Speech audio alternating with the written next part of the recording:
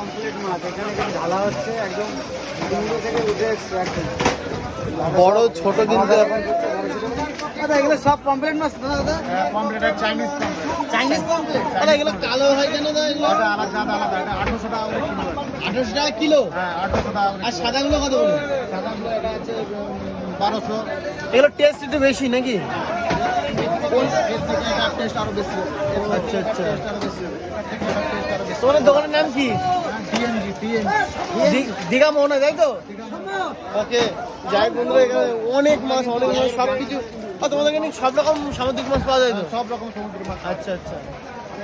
যাই বন্ধু, যারা যারা আসতে যাও নিতে যাও তাদের দোকানে চলে আসবে, খুব কম দামে কিন্তু পাওয়া যায়। এরকম আমুদে মাছ, এখানে লোটে মাছ, এখানে চেলা মাছ।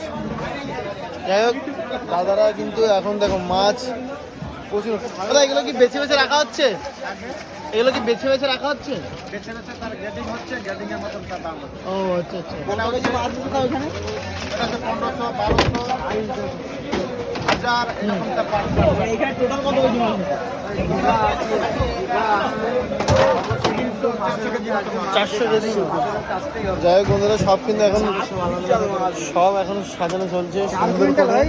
4 কুইন্টাল মাছ এখানে আনা হয়েছে। সব পিস দেখো, এভরিথিং পিস আছে কিন্তু, ঠিক আছে।